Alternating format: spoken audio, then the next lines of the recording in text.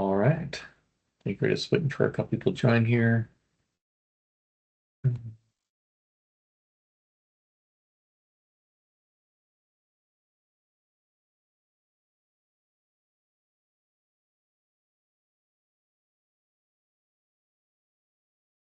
you're in Montreal today, right, David?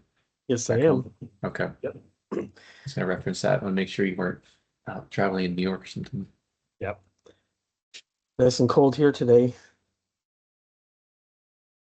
Yeah. What's the Dead of temperature? winter. So minus 15 Celsius. So that's like about zero. That's nice. That's cold. It's nice. Yeah, it's beautiful. If you like the cold, it's absolutely perfect. Yeah, yeah. All right. So let's wait maybe another minute before we officially start here. Let's wait for a couple people to sign in. That's good.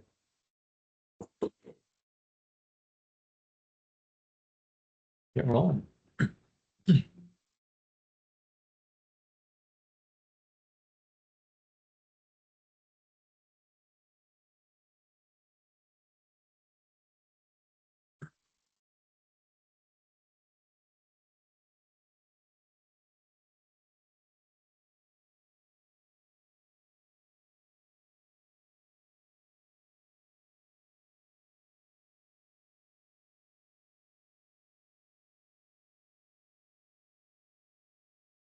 Okay.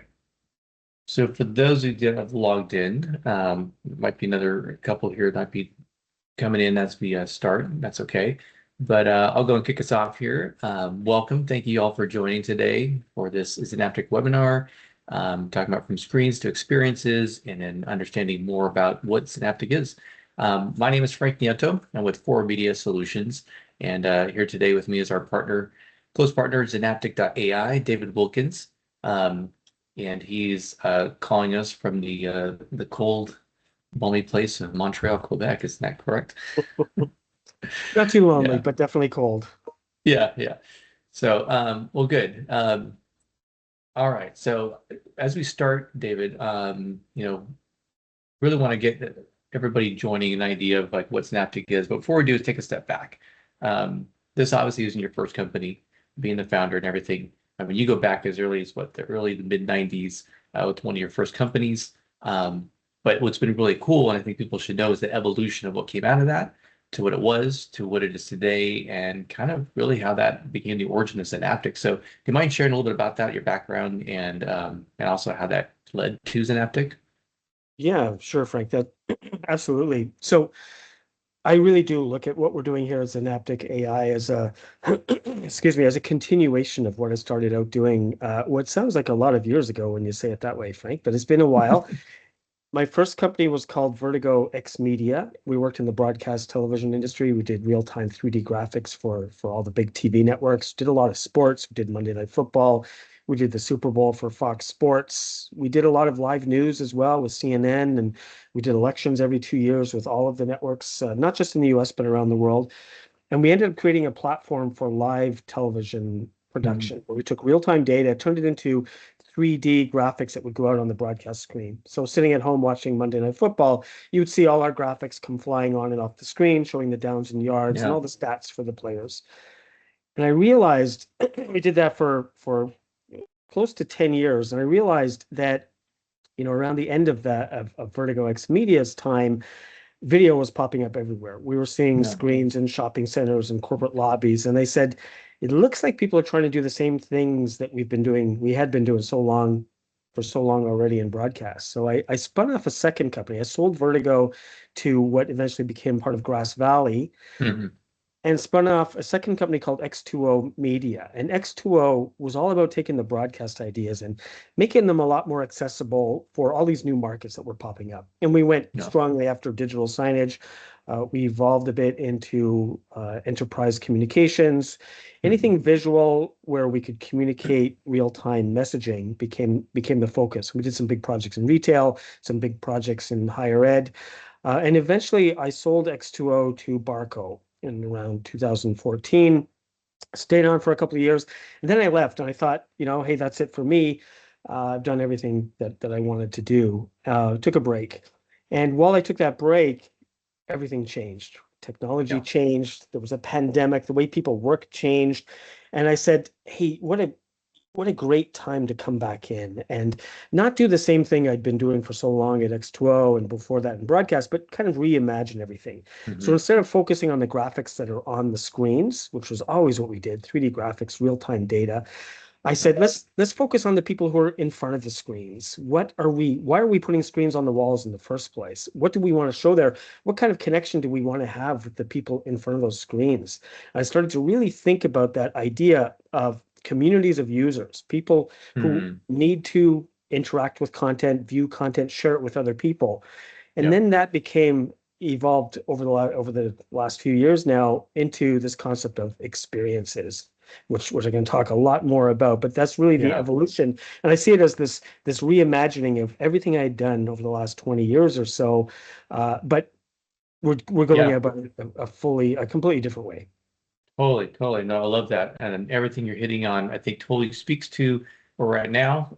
The way I see it in my experience of, working with projects and talking to customers about Synaptic, it's everything you said.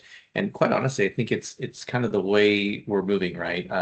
In this industry with AV, with experiences. So key on that word for a second. And I want to go back to, we're going to talk about obviously more about what Synaptic is, but when you say experiences, what do you mean by that? And how does that apply to Synaptic? Yeah, that's a really important question, I think, because a lot of people use the word experiences, but really what they're talking about are big LED screens and very cool implementations of screen technology. But for me, experience is a little bit more than that. It's about the connection between the screen and the people in the audience in front of the screen. And once Hmm. you have that Hmm. connection, you can start to do all kinds of interesting things. You can customize the experience for the people in front of the screen. You can let them share with other people in the environment, let them interact. And along the way, that connection allows us to really customize the experience that they're seeing. We can Yeah. customize the entire environment. We can customize the content. We can customize what they're allowed to do with that content. And meanwhile, behind the scenes, we're collecting all this information that the people running the experience can use, plug into their marketing CRMs, and create this ongoing connection with the user. So it's really about that connection, I think, when we talk about experiences. I like that. I like that a lot. You see it a lot, on social media and LinkedIn, especially with all the projects going on, experiences, experiential, immersive. But I think really that connection, the human connection is so important, right? The person being able to engage with that and truly make that space into experience, and even like the whole title of this webinar, from screens to experiences. So, Right. all right, so let's jump over to Synaptic. And I always like to ask the question, and or address it this way: what is Synaptic? And what is it not, right? It's a good question. And because of my background, coming from the digital signage world and the broadcast world, people tend to think, oh, you're doing that again. This is the 3.0 of what you'd already Hmm. started out doing. And for me, it's not at all. Zenapptic is really a platform. And this word is extremely important to our story and our strategy because a platform drives the experiences. The experiences are what you see on the screens and what you can do in the environments and that sort of thing. And Yep. that's the visual part of it. And we do that. We have a team of creative people that can do some really cool experiences, and we have. But below that, the platform story to me is the more important part of what we do, where we connect to everything in the environment. We connect to all of your data sources. We connect to external social media, the weather, Yep. news, real-time data. We connect to all the users who are in the environment as well. So this underlying platform layer that connects everything together lets us build those experiences. And when I talk about experiences, there's a lot of different examples of experiences from retail to Hmm. museums to executive briefing centers to big attractions in Times Square. They seem very, very different, but they're all sitting on this core Zenapptic AI platform. And that to me is what Zenapptic is all about. The non-visual part is maybe more important than the visual part of what you actually see. Yeah, yeah. And I want to get into that when you talk about some of the project examples, because I think that's really important on the back end. Yeah, because a lot of times people just think content or digital signage and they go, well, sure, it can Yeah. connect to that and that's a component, but it's way more than that, it being a platform. So that's so key. So let's talk about the platform now. I think you maybe even have some slides on this, but talk Yeah. about the actual components. What's it doing? How is it communicating to all these other instances, these components within the system. How's it interacting? Talk more about that. Yeah, let me share a couple of slides here because it's probably Yeah. the easiest way for me to tell this story here. But give me one second. You should see my PowerPoint popping up here in a second.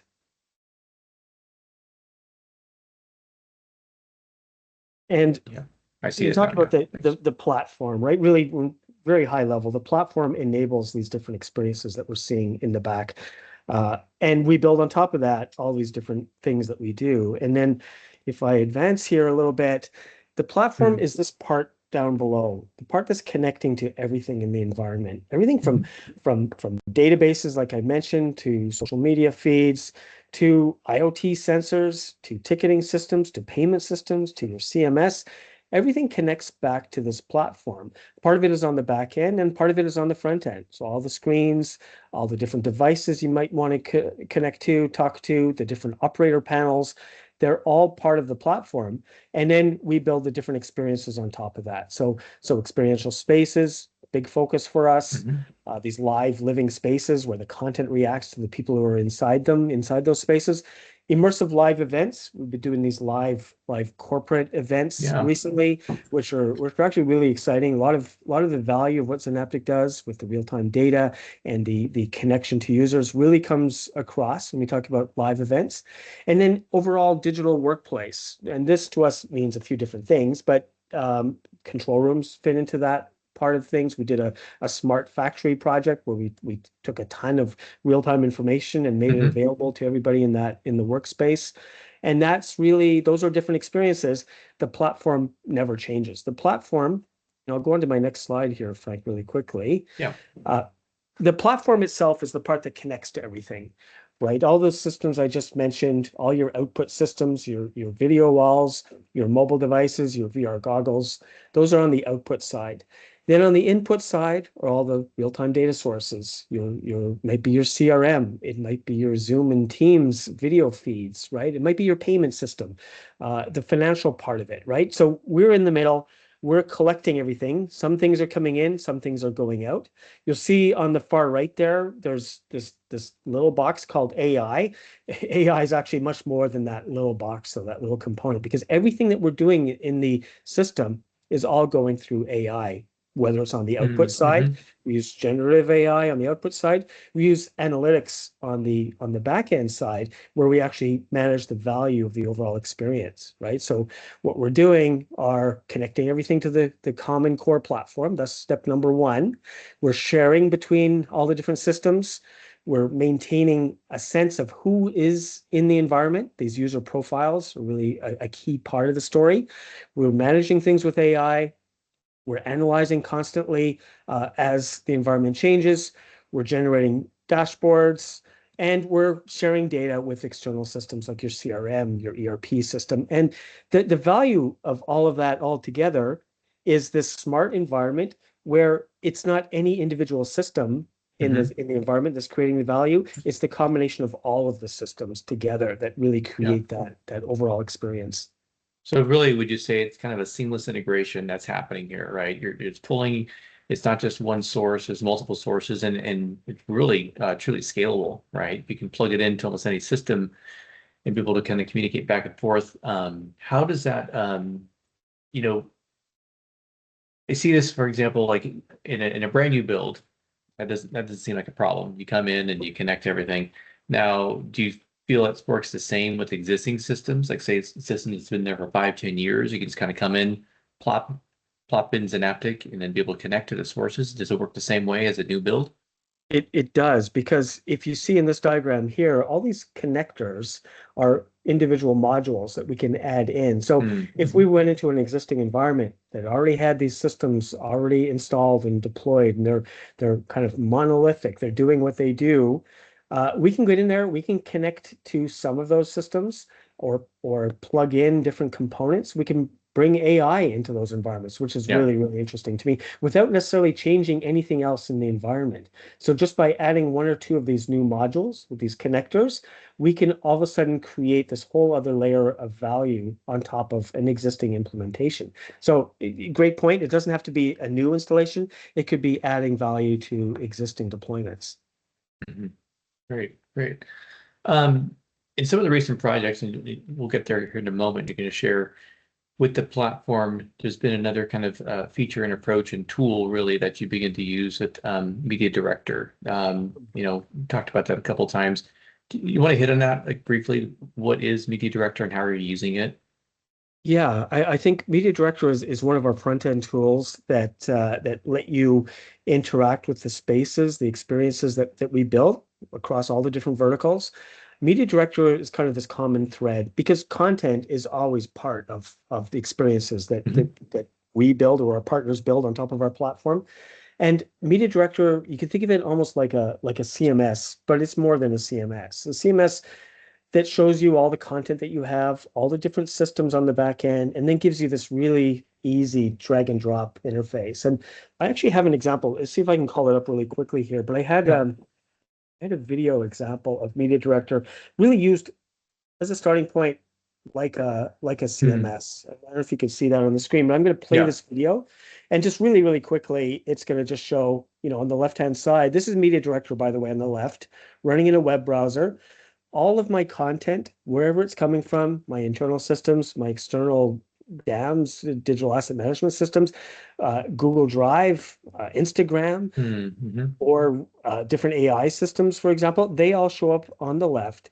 And then on the right are all the different targets that I can use to make that content available to different users. And on the right-hand side, I've got this really simple multi-purpose room example, people sitting in this room, different screens on the walls, and almost like a really like a CMS. You'll see what happens. If I play the video, you'll see that someone here is going to drag the content from the left onto the different outputs on the right.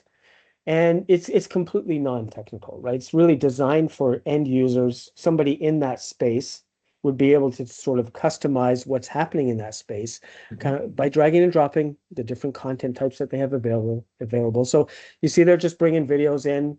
Some of these things are PowerPoints, some of them are different documents, and it becomes this living environment that they can completely change in a split second. So it's really driven by the people in the room, and they're the ones who are deciding on these content decisions. So that means the room can completely change based on whatever decisions they make in their meetings, And like this a could CMS. apply, Yeah. yeah, and this could apply to virtual space or physical space, correct? It can, yeah. So in this physical space that you're seeing here, those are screens on the walls. Mhm. If this might be multiple locations, we're doing a project with a big corporate customer where they've got multiple locations with screens that are Hmm. not even visible from the person who's doing the dragging and dropping, but they're managing the entire space or combination of spaces in the exactly the same way. They're dragging and dropping their content Yeah. and managing that. And managing a virtual space is really interesting as well, which we can talk about a little bit more. But we do a lot with virtual spaces, digital twins in web browsers, 3D Yeah. worlds, and managing the content in those 3D worlds is exactly the same thing as managing it in the physical space. So you drag and drop and customize the environment based on that. Awesome. Awesome. Okay. This is great. I think this gives us an idea of obviously the platform, how it's being used, how AI is being integrated, and then obviously the media director piece. Um, so let's talk about projects Mhm. and real life applications, right? Where Zenapptic is being used today, where it has been used. And then hopefully from there, those people, everybody watching, if you have questions about specific applications, this is a good time to ask and we can answer that at the end. But give us an idea, David, of like everything from you shared Yeah. before of live events, digital workplace, um, even whatever it's a brand experience. There you go. Yeah. So we talk about some specific examples of those use cases. Yeah, I think that's a really good way to understand what the Zenapptic platform is all about. Thinking about how you use it, the different examples, and we think a lot in terms of use cases, and we try and organize those use cases in different ways. There's lots of different things that we can do, but they all fall into these three buckets that you see on the left-hand side. Experiential spaces might be experiential lobbies, they might be multi-purpose rooms, executive Mm. briefing centers, they might be retail environments, museums, product showrooms. Those are all physical spaces where we're managing what's happening within that space. And it might be our media. server that's driving content on a screen. We might be talking to a different graphics system. We might be turning lights on and off. We might be controlling some external system that has no graphics at all, but it's a space and we can control everything that happens within that experiential space. The next example are the live events, and I'll talk about a couple projects on this in a minute. But immersive live events are things like town hall meetings, AGMs, product launches. It could be education, really interesting application, training, things like that. The third example here is digital workplace. I mentioned before, that's control rooms, smart factories. We've got a great smart hospital proof of concept that we did with Samsung. Operations centers, again, physical spaces, but being controlled by the same platform underneath. Yeah. And then So I've got some go actual ahead. projects we can talk about, Frank, Yep. in a minute as well. Perfect. No, it's exactly where I was going to ask. Yeah. So go ahead. Okay, good. Yeah. So these are the application areas, right? The use Yep. cases that we think a lot about. How do we add value in those different areas? And then the specific examples here, some of the projects, I'll talk about these. This to me is the most interesting part of the story is what people have done with this system already. One example is a big project that we're doing in Times Square, New York, for the One Times Square building. This building's been empty for 20 plus years. And they decided, the customer who owns One Times Square decided that they wanted to turn it into an experience center for visitors to Times Square, go with your family, and all these different experiences are inside the building. There's a museum, Times Square through the years, there's an observation deck, there's a wedding chapel, there's a candy experience, all kinds of things and more coming. What's interesting about this is the Zenapptic platform that's connecting everything together. They call us the core platform. So the core platform talks to the payment system, talks to the different sensors in the environment, talks to their internal management systems, talks to the ticketing system, talks to the wedding system, talks to everything. So everything flows through us, and every time a new part of the experience comes online, that's connected to that same Zen backend platform, the Zen 3 platform. In this case, there's very little graphics. We're not doing the graphics here. It's the backend platform that's driving the whole thing. Second example has more graphics in it, very different from the One Times Square example. Project that we did for Delta Airlines in Salt Lake City. It's an immersion room in the SLC lounge, this new lounge that they just opened. Really, really cool. It's got these giant LED screens on the walls. And instead of just playing video on the screens, they came up with this idea of windows into virtual worlds, which are actually the national parks of Utah. So if you walk into this big immersion room, you could see all of these parks just continuously throughout the day. It's a never-stopping playlist. The environments are not video, they're not images. They look photorealistic, but they're living environments. So we can make it rain, we can make birds fly. It's this incredible 3D sound system. So you hear the birds fly from one end of the room to the other. Really, really cool. The playlist is generated with AI. We're monitoring it with AI, and it just runs continuously. Never the same content twice. Very, very cool example. Very different. It's our media servers that are driving this in this case. Very different from the One Times Square example. Next example is a big corporate project that we're doing right now in New York City. It's a major sports organization with their headquarters in New York. And they wanted to set this up as almost like a sports stadium in their office. There are all these digital screens, dozens of giant screens and ribbon tickers and things like that, individual screens in different areas. And they manage all of the content in this space. Using that same content, that media director I showed before, that same content management system. But in addition to that, we're pulling content from external sources, from social media, from real-time data feeds, and we're packaging it all that together. It's great managing individual screens.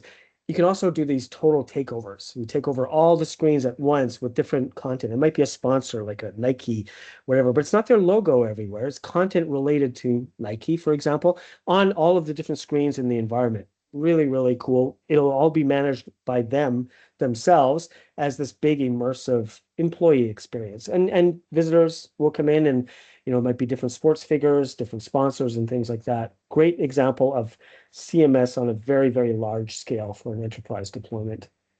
Yeah. Next example, again, very different. A live example. This was a big corporate event. We did for this company, Checkpoint, which is a cybersecurity company.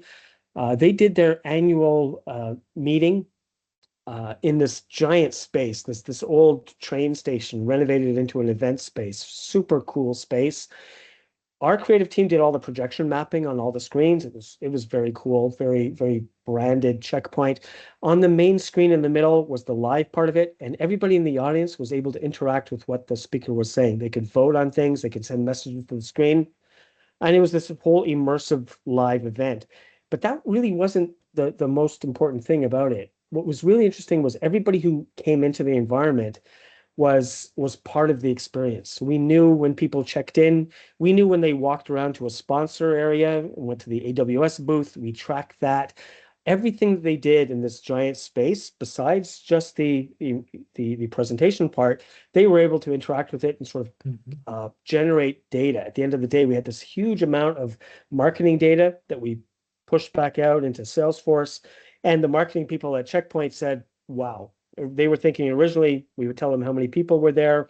It was much, much more than that. It was not only who was there, what they did when they were there, who was interested in different products, and it became this whole data layer on top of that live event, which was really the value they were looking for. Next example I'll do quickly here. We're going to run out of time soon. The last example is again a live event, very different again. This is for large scale immersive concert experiences. So think of a big a touring concert. It's not the Rolling Stones, but someone like the Rolling Stones would use our system. We pull content from AI, so we take real-time webcam photos of people walking into the environment. We use AI to generate literally tens of thousands of images and videos, and then we incorporate them into the experience in the actual live venue. This is not an online thing.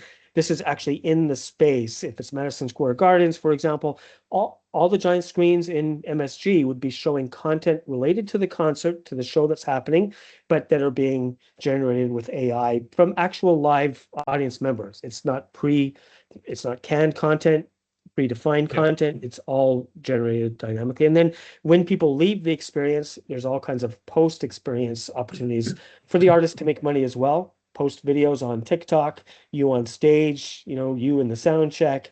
It's super personalized experience that just goes above and beyond the actual event that's happening in the space. Yeah, this Again, is very great. different. Yeah. This is great. These are lots of examples. I know there's even a lot more. So I know we're running out of time. So thank you for sharing these examples, David. So I do have, there are just a couple questions. Hopefully we can just address these really quick and then, we can close up here. But one of the questions was, is there any physical setup with the Zenapptic system, like servers, processors, like, so in a actual physical deployment, what does that look like? There can be, and I think these are opportunities for our partners, for our integration partners, right? We are not a hardware company at Zenapptic, but we do have media servers, which big rack mount units that go into racks and drive giant screens and video wall processors. That's not our core, but our software runs on these boxes, and that's really the only physical part of the installation. Everything else runs in the cloud. Everything else is automated, AI driven, web browser driven, mobile driven, and everyone's connected into that space. The actual physical rendering might be one of our media servers, or it might be some other system that's existing in the environment already, and we'll just talk to that. Okay, great. One of the questions was, how do organizations measure and optimize audience engagement using the Zenapptic analytics and insight using the platform? Yeah, I'm glad you brought that up because I think that's one of the most important parts. When I talk about experiences, it's not just the graphics on the screens. Yep. It's the behavior of the people who are in front of the screens and what are they doing? What's interesting to them? And the idea is that we can pull all that behavioral data into our system. We know how many times they touched a touch screen, every time they walked into a room. All of that data goes into our back end, and then we can use AI to do interesting things like manage the content in the space, change the content dynamically. If we know who the people are in the space, we can use that to really customize the experience for people. And I think that's one of the most important parts of it, this analytics, not just for analyzing what happened in the space after it's Yeah, over, after the event's over. It's more about creating value within the space and managing the space dynamically. We call it dynamic perfect. storytelling. And I storytelling love is one of the that. most important things, Dynamic storytelling. dynamically changing the story that you're experiencing. Perfect. Awesome. We've kind of run out of time here, but I do have one last question I'm just going to prompt here. And then how can integrators work with Synaptic? Where's the value in it for them, right? Yeah.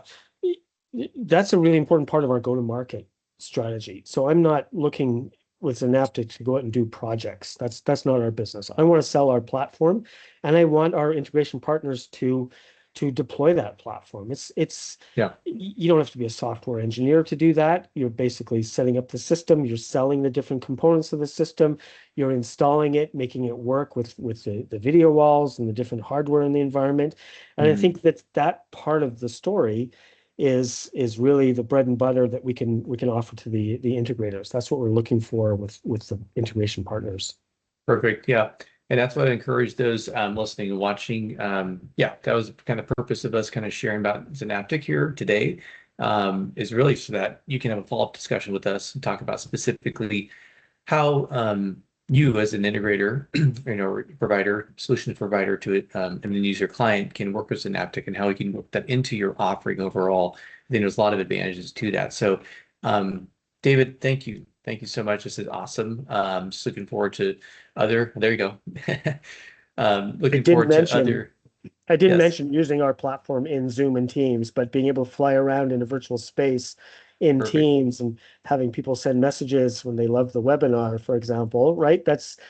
Those are great examples on a hyper individual basis where we take the big thing, the big system that we use to drive huge experiences and huge environments, shrink Yep, it all down right into Zoom and Teams. love it. Not the focus of today, but that was my Yeah, no, final but it say there. opens up for other webinars we have coming up. We're going to share more about it, Synaptic, and then, like I said, even just separate conversations, one-on-ones. We'd love to have that with you, David Wilkins from Synaptic. Thank you again. Thank you all for joining today, and please follow up with us if you have any questions. Thanks. Have a great one. Thanks, Bye. everyone.